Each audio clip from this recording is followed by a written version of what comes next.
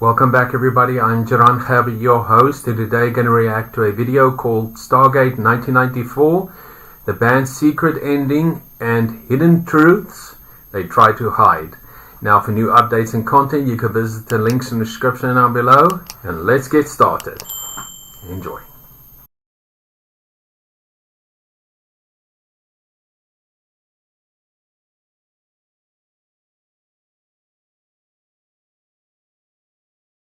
Stargate wasn't just another alien movie. An Egyptology student sued for $100 million claiming the script was stolen from him. Jay Davidson demanded $1 million hoping they'd say no. They said yes. And 90% of the massive crowds were plastic mannequins. Sand everywhere. These are 15 facts about the film that mainstreamed ancient aliens theory, nearly destroyed a $100,000 camera lens with liquid nitrogen, and launched a franchise the director never wanted. 1.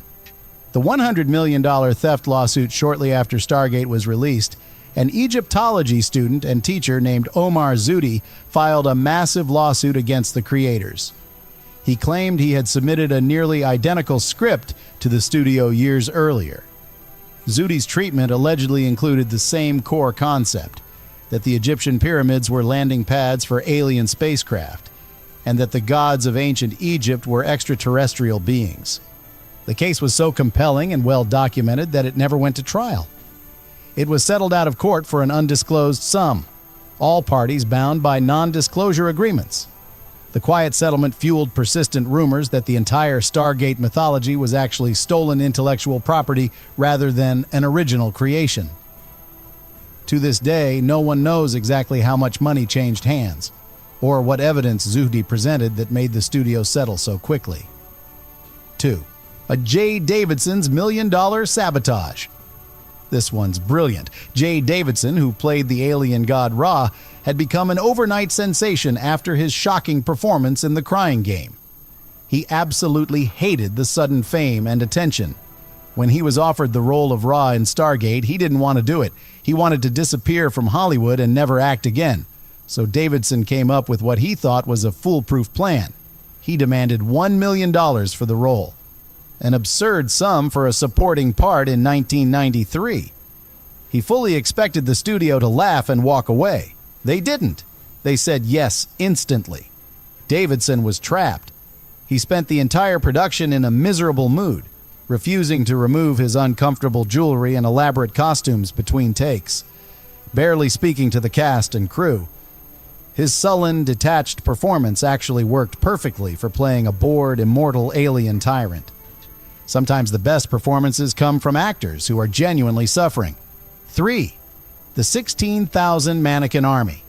The production budget couldn't afford to hire 16,000 human extras for the massive scenes where the enslaved citizens of Abydos bow down before Ra in the desert. So the production team bought thousands of cheap department store mannequins, dressed them in robes and headdresses, strategically placed them in the distant background of wide shots. If you watch those scenes carefully and know what to look for, you can tell that roughly 90% of Ra's subjects are literally plastic dolls standing motionless in the sand. Only the people in the foreground and middle distance are real actors. The masses stretching to the horizon are inanimate props. It's a brilliant low-budget trick that completely sells the illusion of a massive population living under tyranny. 4. The liquid nitrogen disaster. The shimmering, rippling puddle effect inside the Stargate wasn't created with CGI or simple visual effects. It was achieved practically by blasting high-pressure liquid nitrogen into a massive tank of water. The violent chemical reaction created the otherworldly, undulating surface that the characters walk through when they travel between worlds. But the effect was incredibly dangerous to film. The reaction was so explosive and unpredictable that it nearly shattered the reinforced glass tank holding the water. It almost destroyed the $100,000 camera lens positioned just a few feet away. Wow. The crew had to wear specialized thermal protective gear and respirators just to stand near the active Stargate during filming. The nitrogen gas displaced all the oxygen in the immediate area. Serious suffocation hazard, spectacularly reckless. But the result looks more real than any CGI could have created in 1994. 5. James Spader's honest insult. James Spader, who played Dr. Daniel Jackson, famously admitted in interviews that he only took the role because he desperately needed a paycheck. He told director Roland Emmerich directly to his face that he found the script awful, unreadable, and full of logical holes that made no sense. Spader didn't hide his contempt for the material. Emmerich was initially furious about the actor's attitude, but ironically, Spader's genuine confusion and frustration with the plot made his character feel like a real, overwhelmed academic who's in way over his head. 2 actors in this movie gave great performances because they hated being there. That's either a production disaster or a miracle. 6. The Mastadge dog horses. The giant, shaggy beasts of burden that the people of Abydos use for transportation weren't puppets, animatronics, or CGI creatures. They were actually 2 enormous Clydesdale horses covered in multiple layers of fake fur, fiberglass humps, and prosthetic horns, transformed into alien animals. The costumes were so heavy, hot, and restrictive that the horses could only work for about 10 minutes at a time before they started overheating.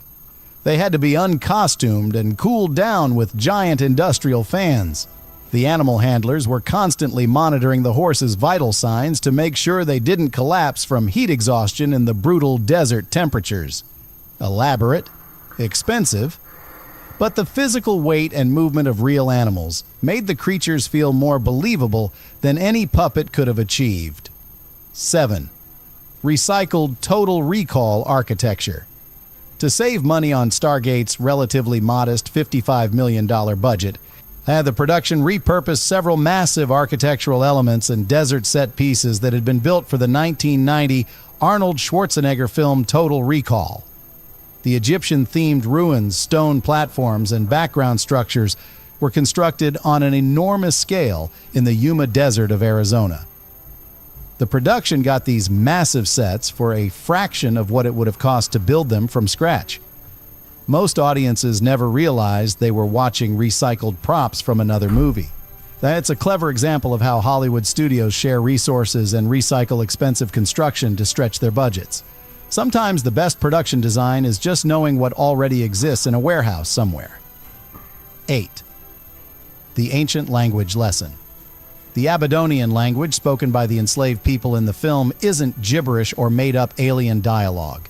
It's actually a reconstructed version of Middle Egyptian, the language spoken during Egypt's Middle Kingdom period around 2000 BCE.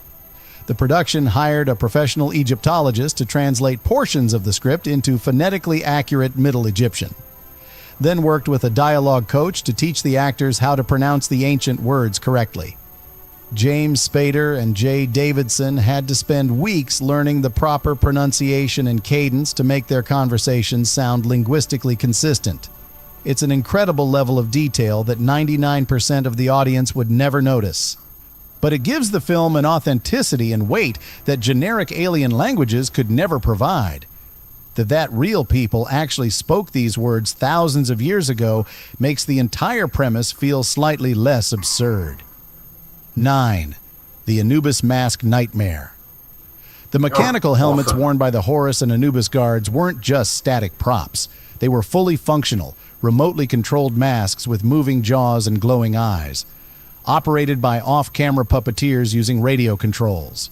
The helmets were so heavy and poorly balanced that the actors wearing them would experience severe neck pain and muscle seizures after just 20 minutes of filming.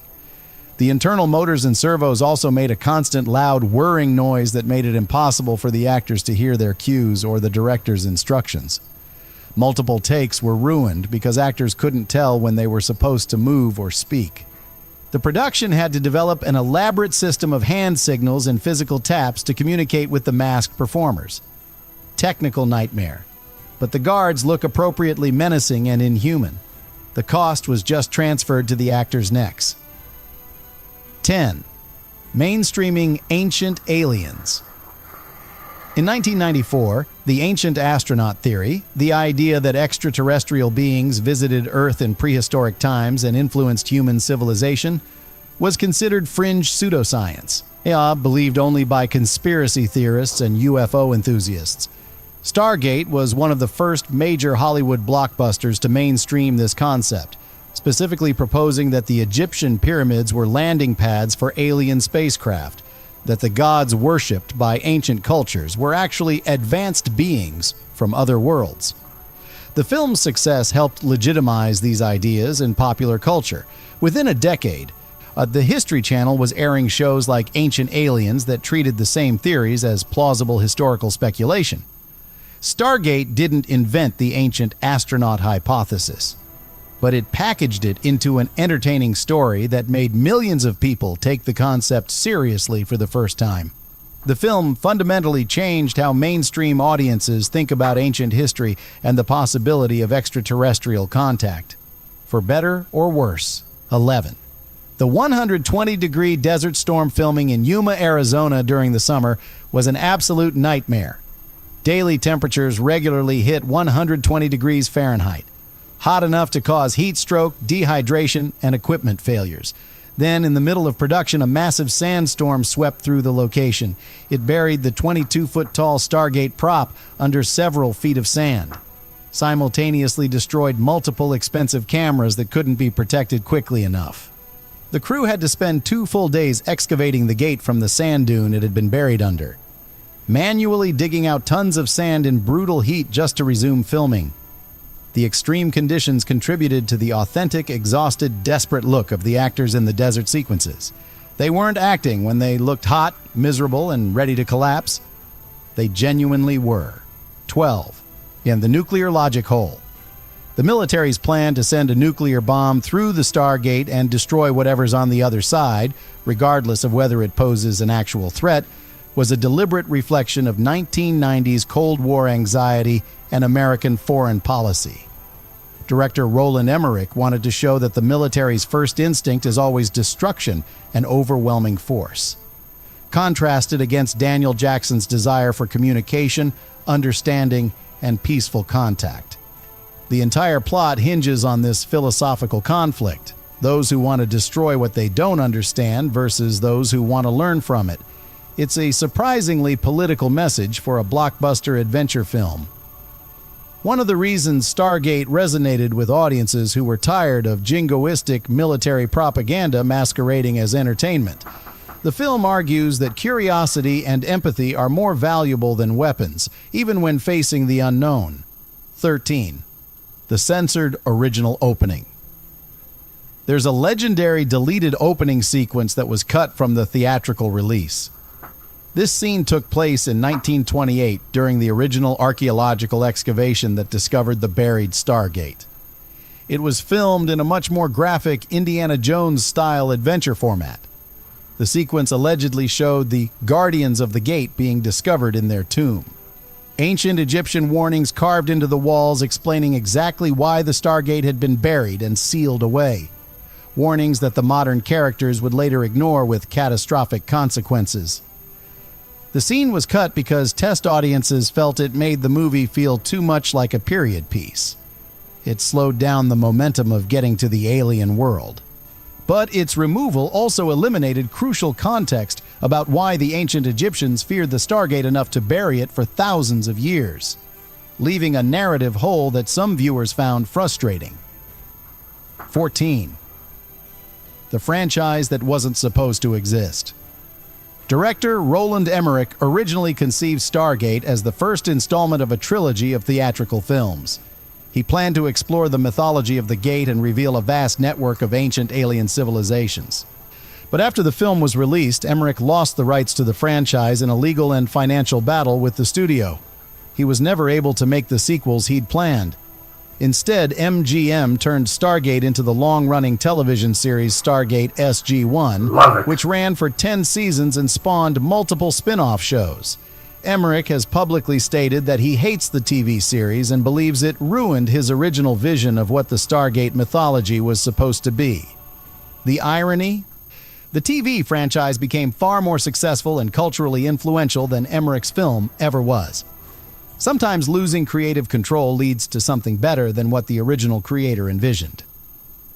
15. Kurt Russell's Cigarette Rebellion. Kurt Russell was supposed to quit smoking on camera as part of his character's arc, a soldier learning to care about life again. But Russell, a real-life smoker at the time, hated the anti-smoking messaging. He thought it was preachy. He convinced Emmerich to let him keep smoking throughout the film as a sign of O'Neill's death wish and depression. The cigarettes became a subtle character detail that showed O'Neill's suicidal mindset. He's a man who doesn't care if he lives or dies, which is why the military chose him for a one-way mission through the Stargate in the first place. Russell won the argument. The character is better for it. So that was Stargate 1994, the band's secret ending and hidden truths they tried to hide. I thoroughly enjoyed it. This was a real revelation for me. There are numerous aspects in this video that I didn't even know. I mean, like Jay Davidson asking for $1 million to play Raw, Kurt Russell and the smoking incident,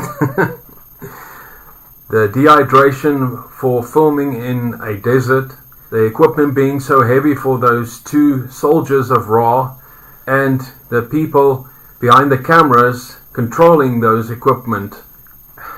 Man, this was fantastic to learn. Also, I didn't even know about the puppets, the plastic puppets that were used.